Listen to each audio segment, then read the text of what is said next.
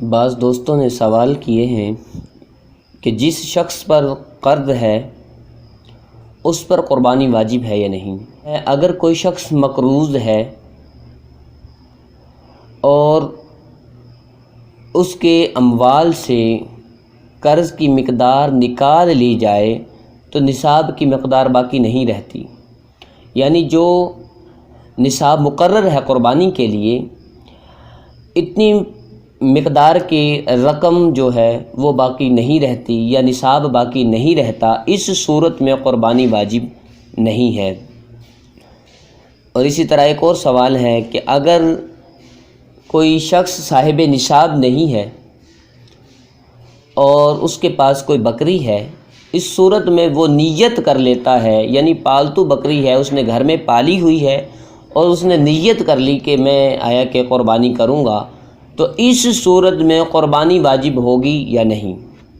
تو جواب ہے، اگر کوئی شخص صاحب نصاب نہیں اور اس کے گھر میں پالتو بکری ہے، اس نے نیت کر لی تو اس نیت کر لینے سے قربانی واجب نہیں ہوگی۔ اور اب ایک اور سوال ہے کہ قربانی اور زکوٰۃ کے نصاب میں فرق کیا ہے؟ تو بھائی اس کا جواب یہ ہے کہ قربانی اور زکوٰۃ کے نصاب میں دو طرح سے فرق ہے۔ نمبر ایک، زکوٰۃ کے نصاب میں صرف مال نامی کا اعتبار کیا جاتا ہے۔ مال نامی سے مراد ہے سونا، چاندی یا ایسا سکہ جو موجودہ وقت میں رائج ہے، جس کا رواج ہے، یا مال تجارت، ٹھیک ہے، اس کا اعتبار کیا جائے گا کہ اس کی مقدار دیکھیں گے کہ یہ نصاب کی مقدار کو پہنچتے ہیں یا نہیں۔ اگر پہنچ جاتے ہیں تو اس صورت میں تو زکوٰۃ واجب ہوگی، ٹھیک ہے، وگرنہ نہیں۔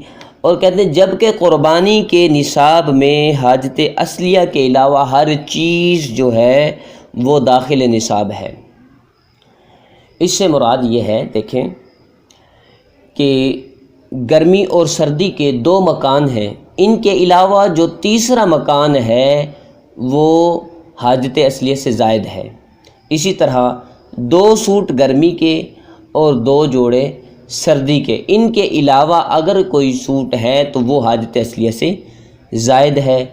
اور اسی طرح بچھونے جو ہیں ان کو بھی دیکھا جائے گا کہ سردی اور گرمی کے جو استعمال میں لائے جانے والے بچھونے ہیں اس کے علاوہ زائد ہے تو وہ نصاب میں شامل ہو جائے گا۔ یہ قربانی کے نصاب کی بات ہے۔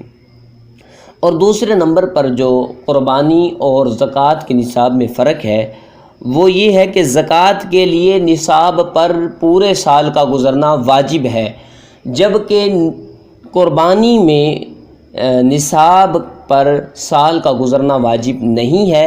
اگر کوئی شخص قربانی کے تیسرے دن بھی صاحب نصاب ہو گیا، مالدار ہو گیا، تو اس صورت میں اس پر بھی قربانی واجب ہو جائے گی۔